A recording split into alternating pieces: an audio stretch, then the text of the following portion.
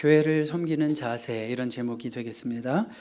우리 그리스도인에게 있어서 교회 생활은 중요하다. 자, 여기에 동의하십니까? 네, 교회 생활이 행복하면 우리 삶의 전반이 행복하게 된다고 저는 믿습니다. 교회는 그런데 어떤 곳일까? 우리 한번 다음 스크린 보실까요? 교회는 기능적인 면에서 이렇습니다. 교회는 기능적인 면에서 한번 같이 읽어봐요. 시작.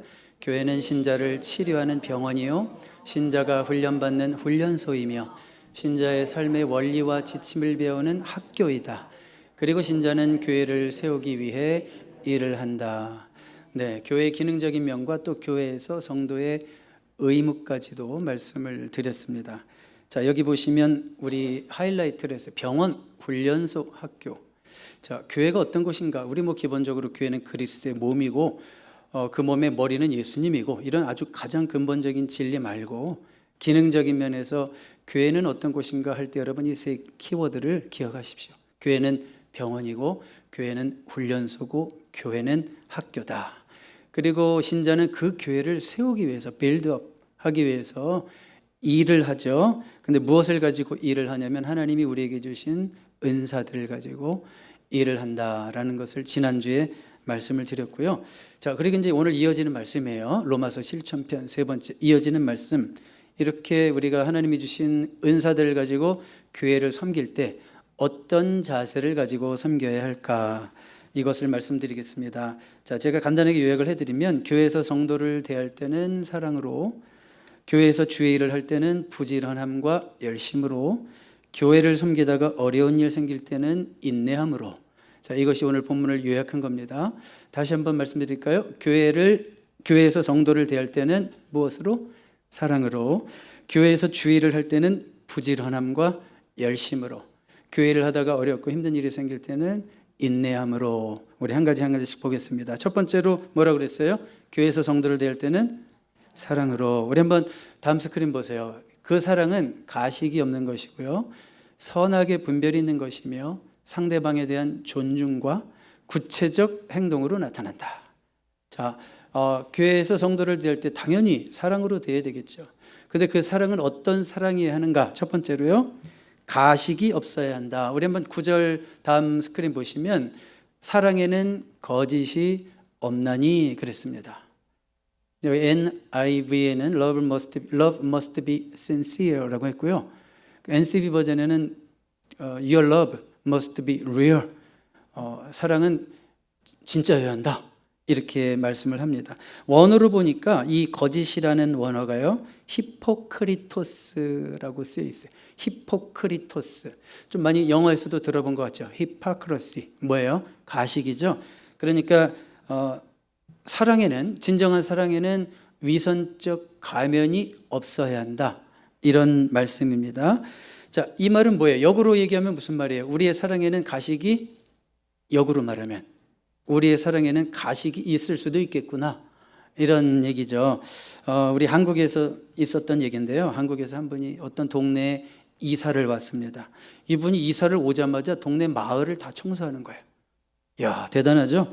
그리고 만나는 사람들에게 친절하게 인사하고, 동네 어린아이들을 만나면 격려하고, 때로는 양로원에 찾아가서 노인들을 섬기기도 하고, 또 와이프는 반상회 같은 게 있죠. 반상회 마치면 신발 미리 가지런히 정리하고, 또 약수터에 가서 컵을 선물로 나눠주기도 하고. 이게 소문이 나버렸어요. 이 사람들이, 이 가정이. 야, 이런 가정이 있네. 그래가지고 지역 신문에 이분들에 대한 기사가 실리고. 자, 그러던 어느 날 이분들이 지방자치의원 선거에 출마했어요. 지방자치의원 선거에 출마했는데 보기 좋게 떨어졌어요. 그리고 나서 어떤 사석에서 무슨 말을 했냐면 이런 말을 했어요. 내가 6년 동안 의원 한번 해보려고 별짓 다 했는데 이렇게 몰라주니 이 동네를 떠나야겠다. 자, 이 얘기가 어떻게 알려지게 됐을까요? 이런 얘기를 투덜거리면서 했던 얘기를 옆에서 듣던 사람이 놀라고, 그러면서 야, 이게 뭐야? 사랑의 행위를 하더라도 그 사랑 자체가 목적이 아니라 수단이 될 때 그 사랑은 가식적인 사랑이 될 수도 있다. 그런 얘기죠. 우리에게는 이런 의도적인 가식적 사랑을 하는 악인은 없겠지만 우리 삶 가운데도 가벼운 위선들이 있을 수가 있죠. 뭐 우리가 조금 지내다 보면 살다 보면 인간관계 속에서 진실하지 못할 때가 있어요. 기도할게요. 말을 이렇게 인사가 그리스도인들은 기도할게요. 헤어지면서 기도할게요 해놓고 한 주일 동안 기도를 한 번도 안 해. 이런 위선이 우리에게도 있을 수 있습니다. 누군가 내 앞에서 말을 할 때 얼굴은 방긋 웃고 있지만 속으로는 계속 딴 생각하고 있어요. 그런 게 가식이죠. 또 이런 경우도 있어요. 아이고 이런 깜빡했어요. 뭔가를 하기로 했는데 아이고 이런 깜빡했어요. 사실은 깜빡한 게 아니라 하기 싫어가지고 그렇게 얘기를 하는 거죠. 또 이런 경우도 있어요. 어느 때든 필요하면 전화 주십시오. 말은 이렇게 해놓고 내가 아는 그 번호가 뜨면 받지도 않는 거. 뭐 이런 가벼운 위선들이 우리의 삶 가운데도 있을 수 있는데 여기 보니까 사랑에는 거짓이 없나니 악을 미워하고 이런 식으로 이어지죠. 이런 것들을 뭐 예의상 그러는 거지, 매너지 이렇게 얘기하지 않고 악이다.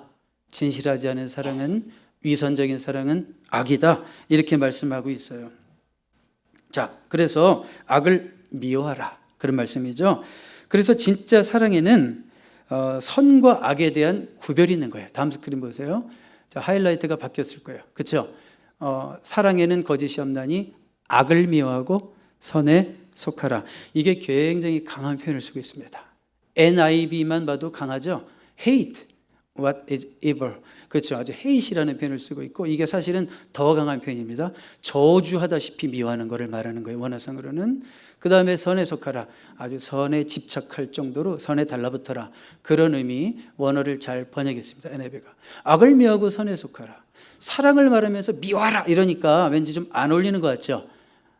우리가 그런데 그걸 알아야 돼요. 진짜 사랑에는 선과 악에 대한 구분이 있구나. 사랑한다는 이름으로 악까지 품어주는 게 사랑이 아니구나. 누이 좋고 매부 좋다는 식으로 다 좋은 거지 이런 식으로 하는 게 사랑이 아니라 진짜 사랑은 선과 악에 대한 구별이 있는 것이고 내가 진짜 사랑한다면 악에 빠진 사람을 사랑한다는 이유로 품어주고 냅두는 게 아니겠죠? 내가 진짜 사랑한다면 사랑의 이름으로 그가 그 악에서 나올 수 있도록 분명히 선과 악을 구별해 주는 것, 그게 진짜 사랑인 줄로 믿습니다. 아멘입니까? 자, 그리고 또 다음 스크린 가볼까요? 사랑은 아까 뭐라고 그랬냐면 형제를 사랑하며 서로 오해하고 존경하기를 서로 먼저 하며. 사랑이라는 것은 서로에게 존경의 태도를 갖는 거예요. 다른 말로 하면 존중의 태도를 갖는 거고 좀 더 쉽게 얘기하면 서로에게 감사의 마음을 갖는 거예요. 저는 요즘 그런 걸 참 많이 느껴요. 성도님들 한 분 한 분을 볼 때마다 너무 감사하다 이런 생각이 너무 커요. 진심입니다. 너무 감사해요. 한 분도 감사하지 않은 분이 없어요. 얼마나 이것이 이 주님의 몸된 교회 또 나의 인생에 얼마나 고마운 분들인가. 그 감사할 때 제 마음에 막 감사가 넘치는 것을 느낍니다. 여러분 이거 굉장히 중요한 말씀입니다. 여러분 한 분 한 분이 정말 존중하는 태도로 여러분들이 지금 대하고 계시죠? 너무 중요한 거예요. 사람이 존중받지 못하고 멸시받고 있다는 생각을 들게 하는 것보다 사람의 마음을 더 멀어지게 하는 것은 없습니다. 나는 존중받지 못하는구나. 나는 별거 아닌 존재구나. 이런 식으로 우리가 느껴지면 그거보다 사람의 마음을 멀어지게 하는 게 없다고요. 반대로 뭐라고 그럴까요? 존경받고 있다는 생각이 들어요. 존중받고 있다는 생각이 들어요. 내가 가치 있는 존재구나 이런 생각이 들면 그는 마음을 열게 되어 있습니다. 그래서 교회에서 내가 마음이 왜 닫힐까? 내가 존중받고 있지 않다는 생각 때문에. 왜 내 마음이 열릴까? 내가 사랑받고 있구나. 존중받고 있구나. 자, 근데 여러분 생각해 보세요. 우리가 살면서 누구든지 존중할 수 있습니까? 누구든지 감사할 수 있습니까? 저 사람에게도 감사할 수 있습니까? 저 사람 좀 이상한데 희한한데 존중할 수 있습니까? 있습니다. 어떻게 해요? 그 사람에게서 아름다운 것을 찾아내서 보면 우리가 그 사람을 존중할 수 있고 그 사람에게 감사할 수 있는 겁니다. 누구에게나 분명 아름다운 것이 있습니다. 여러분, 내가 조금 더 아름다운 것이 있고 상대방이 조금 더 아름다운 것이 있어요. 그래서 조금 더 내가 아름다운 것을 가지고 있다면 그것을 가지고 덜 아름다운 사람을 채워주는 존중의 파트너가 될 수 있는 거예요. 서로가. 나의 부족한 부분은 그분의 아름다움으로 인해서 채워지고 그분의 조금 덜 아름다운 부분은 나의 아름다움으로 채워지고 이렇게 서로의 존중의 파트너가 될 수 있는 거예요. 우리 여러분 상대방에게서 아름다움을 볼 수 있는 주님의 눈이 열리시기를 주님의 이름으로 축복합니다. 자, 그런데 존중을 하긴 하는데 누가 먼저 존중하느냐의 문제죠.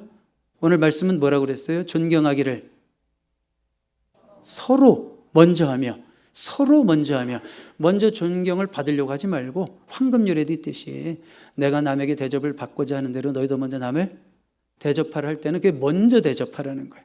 그렇죠? 존경하기를 서로 먼저 하며 이렇게 말하고 있습니다. 자주 부부싸움을 하는 가정이 있었어요.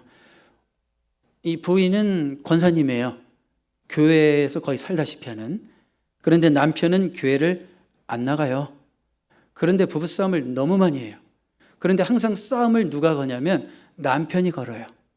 남편이 걸어놓고 마지막에 뭐라고 그러냐면 교회 다니는 여자가 왜 그래?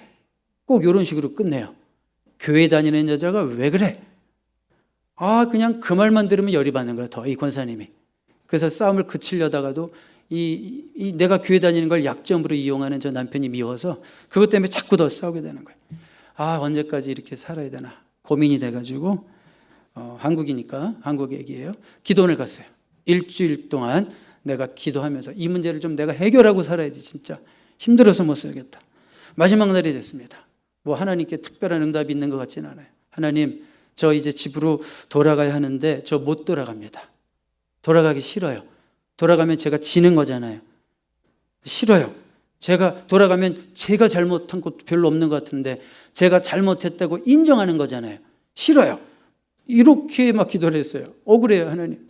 그러는데 성령님이 뭐라고 말씀을 하시냐면 마음속에 이런 깨달음을 주시더래요. 이렇게 말씀하시더래요. 네가 잘못했다.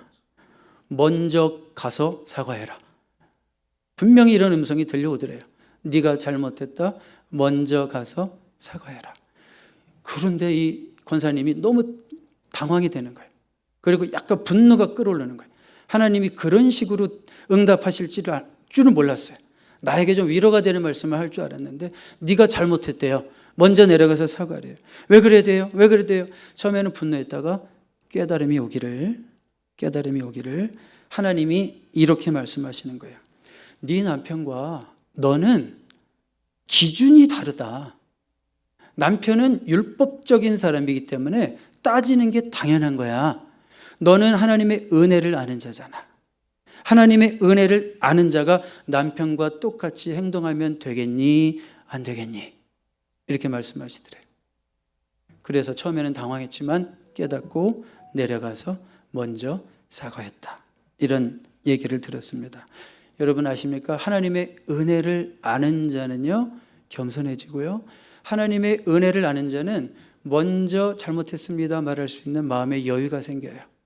내가 먼저 잘못했습니다. 별로 잘못한 것 같지도 않은데 내가 부족했어요. 내가 잘못했어요 말하면서 자존심 상하지 않아요. 어떤 자가요? 하나님의 은혜를 아는 자가. 율법적인 자는 절대 그렇게 못해요. 율법적인 자는 전후좌우를 따지고 앞뒤를 따지고 기승전결을 따지고 원인과 결과를 따지고 분명히 내가 옳기 때문에 나는 절대 말할 수 없어. 내가 잘못했다고 먼저 말할 수 없어. 이런 자를 뭐라고 그래요? 율법주의자라고 그래요. 그렇지만 하나님의 은혜를 아는 자는 자유가 있어요. 어떤 자유가 있어요? 먼저 잘못했다고 말하고도 창피하지 않고 자존심 상하지 않는 그런 여유로운 자유가 있다는 거예요. 여러분에게도 그런 자유가 있게 되기를 주님의 이름으로 축복합니다. 가족 문제 전문 상담가인 게리 스몰리라는 분의 얘기를 들었어요. 게리 스몰리. 이분은 이제 강연을 많이 하시는데 어느 날 강연에서 청중들에게 고장난 바이올린 하나를 이렇게 보여주는 거예요. 이 목이 땡강 나가가지고 줄이 대롱대롱 달려있는 고장난 바이올린을 보여주니까 청중들이 고장난 바이올린이네 그러려니 했는데 그 바이올린을 청중들에게 돌리면서 한 번씩 보시라고. 그 안에 뭐라고 쓰여 있는지 한번 보실래요? 그 땡강땡강 목이 나간 바이올린인데 청중들이 그 안에를 보니까 뭐라고 써 있냐면 스트라디바리우스라고 써 있어요. 스트라디바리우스. 이 스트라디바리우스는 최고로 유명한 바이올린 상표인 거 알죠? 17세기, 18세기 이탈리아의 명인들이 만든, 지금 현재 한 600점 정도만 남아있고요. 평균 한화로 한 10억 원 이상이고요. 비싼 거는 100억도 넘고, 한국에는 몇 년 전까지만 해도 유일하게 정명원 씨가 하나 가지고 있었어요. 자, 그러니까 보니까 이게 목이 땡강 날아간 건데 보니까 뭐라고 써 있어요? 스트라디바리우스. 그러니까 청중들이 이 바이올린을 대수롭지 않게 여기다가 갑자기 어떻게 봐요? 우와, 달리 보이죠? 달리 보이죠. 여러분, 제가 왜 이런 예를 드리냐면, 여러분들이 한 영혼을 바라볼 때 내가 어떻게 하면 그 영혼을 존중하고 존귀하고 감사의 눈으로 그 영혼을 바라볼 수 있을까? 그 영혼의 이마에 새겨진 하나님의 새김을 보시라고요. 그 한 영혼의 이마마다 뭐가 새겨져 있을까요? 스트라디바리우스, God's masterpiece, 하나님의 걸작품이라고 써 있다고요.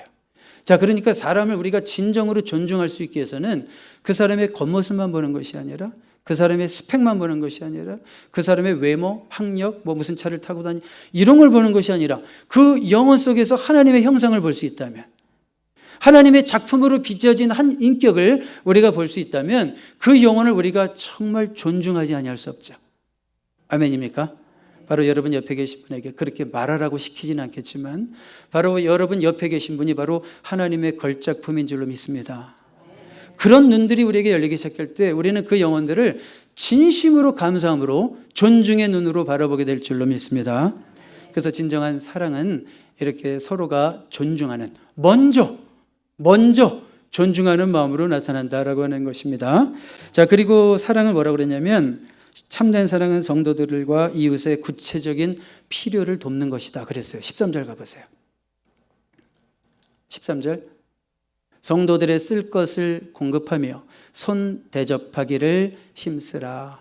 여기 eager to practice hospitality, 이건 사실 그 당시 초대교회 상황에서 쓰여진 나그네들을 잘 대접하라 그런 얘기예요. 그 당시에 여관 같은 게 너무 힘들었기 때문에 그리스도인들이 가정을 이렇게 공개하면서 그 여행자들을 이렇게 집안에 끌어들이고 그들을 돕고 하는 일들. 그건 뭐예요? 사랑한다면 아이고 힘드시죠? 얘기만 하지 말고, 아이고 얼마나 고생이 많아요 여행길에, 그렇게 얘기만 하지 말고 그들을 직접 끌어들여서 대접하라. 쓸 것이 있으면 아이고 얼마나 힘들어요, 부족해서 돈이 없어서 얼마나 힘들어요, 그러지 말고 쓸 것을 공급하라. 그러니까 구체적으로 사랑을 실천하라 그런 얘기죠. 진정한 사랑은 말로만이 아닌 행함과 진실함으로 하는 것입니다. 야고보서 2장 15절, 16절, 17절 같이 읽어볼까요? 시작. 만일 형제나 자매가 헐벗고 일용할 양식이 없는데 너희 중에 누구든지 그에게 이르되 평안히 가라, 덥게 하라, 배부르게 하라 하며 그 몸에 쓸 것을 주지 아니하면 무슨 유익이 있으리요? 이와 같이 행함이 없는 믿음은 그 자체가 죽은 것이라. 아멘이죠? 네. 그래서 우리 사랑은 성도를 대할 때는 사랑으로라고 했는데, 그 사랑은 가식이 없는 것이어야 하고, 그 다음에 그 사랑은 선과 악을 구별하는 분별이 있어야 되며, 그 사랑은 존중하는 태도로 드러나며, 또 그 사랑은 구체적으로 행함과 섬김이 있을 때 그것이 진정한 사랑이다 말씀을 드렸습니다. 그리고 크게 두 번째로, 교회에서 이제 주의 일을 할 때는 무엇과 무엇으로? 부지런함과 열심으로 하라 그랬습니다. 11절 볼까요? 부지런하여 게으르지 말고 열심을 품고 주를 섬기라. 여러분, 예수님 믿으려면 정말 부지런해야 하는 거 아세요? 왜 그럴까요? 세상 사람들 남들 하는 거 다 하면서 예수 믿어야 되니까. 그렇죠? 진짜 부지런해야 되죠. 아주 세상에서 일주일 동안 열심히 살던 사람들 지금 대부분 늘어져서 자고 있을걸요? 그렇죠? 나는 일주일 동안 너무 열심히 일했으니까 이 시간만큼은 집에서 늘어져서 자면서 TV나 보자, 뭐 그렇게 얘기하고 있을걸요. 근데 우리는 우리의 영혼의 관리를 해야 되기 때문에, 우리는 예수님을 잘 믿어야 하기 때문에 이 시간에 한 주간 동안 정말 수고했지만 이 시간에 집에서 늘어져 자지 않고 이 시간 나와서 하나님 앞에 예배하는 거 아닙니까? 그러니까 예수 잘 믿으려면 무지무지 부지런해야 돼요. 남들보다 시간 관리도 훨씬 더 잘해야 돼요. 그리고 시간 관리하면서 내 시간의 삶의 우선순위가 어디인지를 분명히 해야지 예수님을 잘 믿을 수 있습니다. 왜 예수 믿는 사람들은 게으르지 말아야 되는가?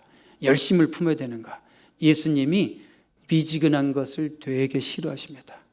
게으르고 미지근한 거 너무 싫어하십니다. 우유부단한 거 안 좋은 겁니다.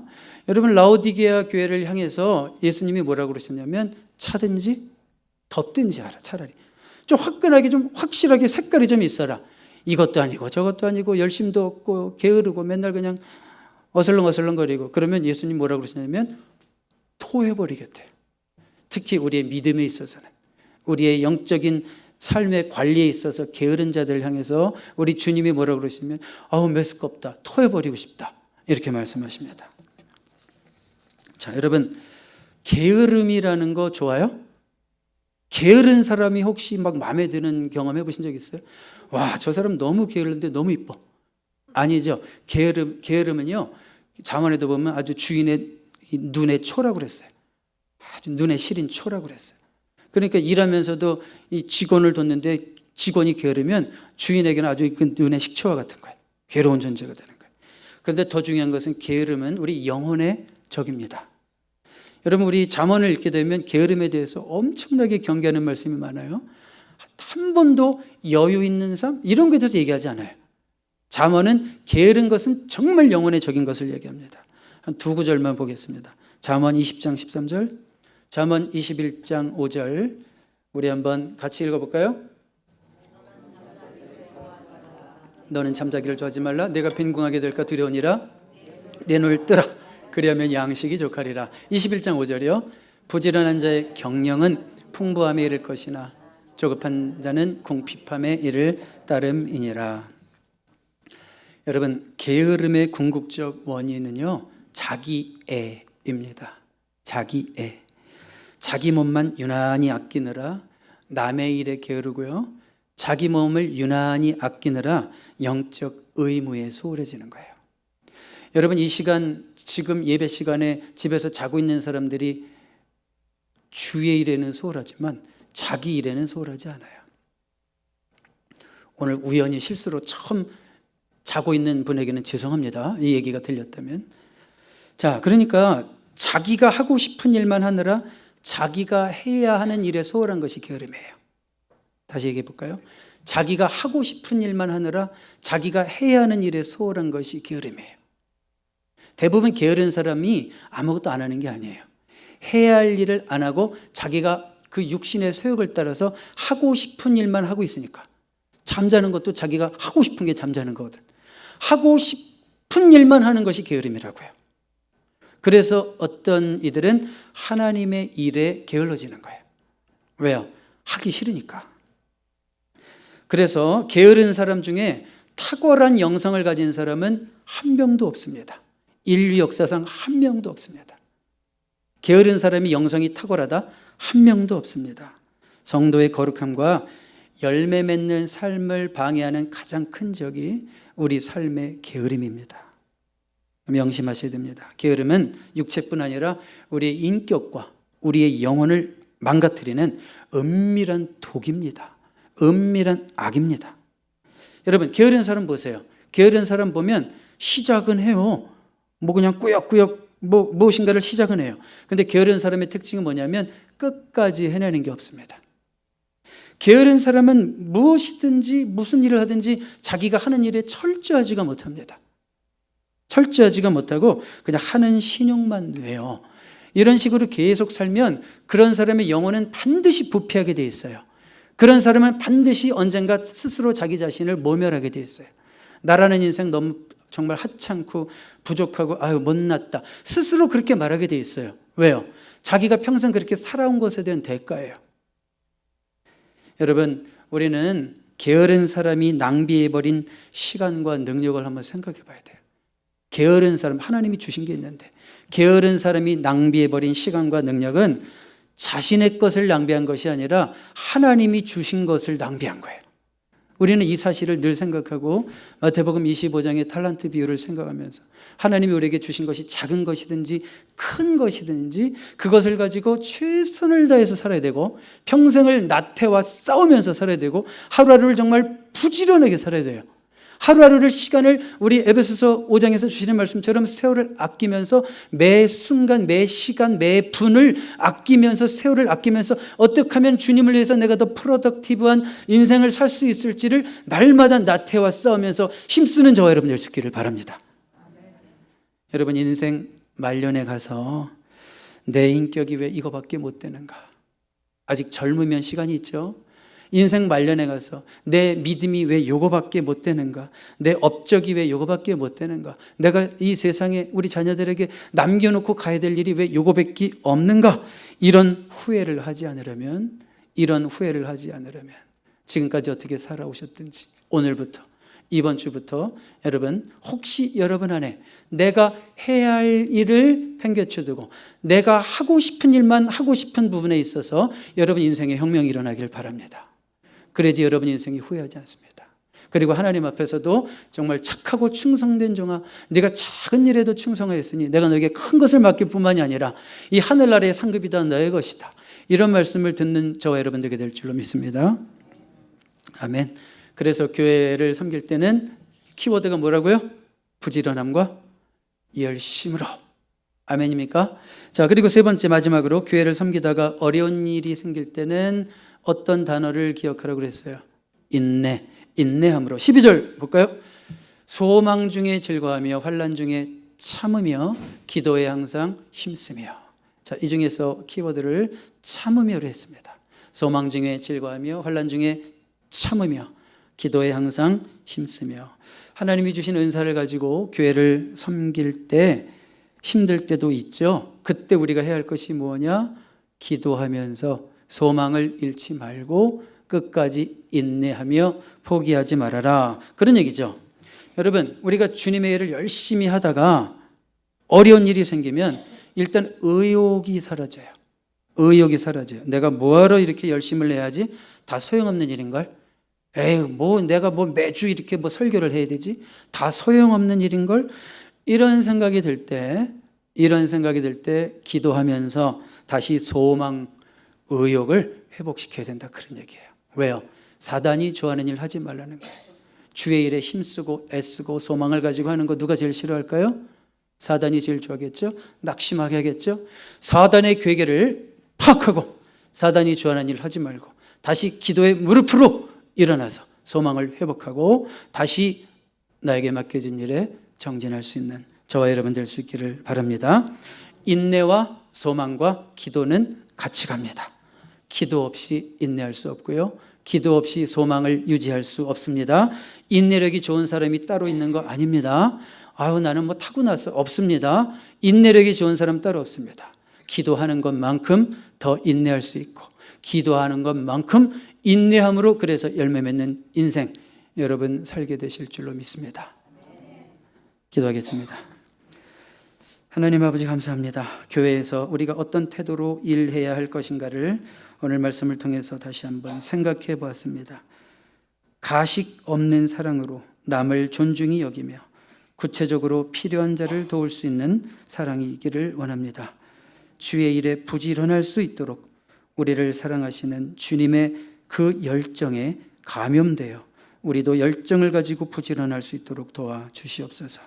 어려울 때는 기도함으로 인내하게 하시고 반드시 열매를 맺는 복된 인생들로 우리를 세워주시옵소서.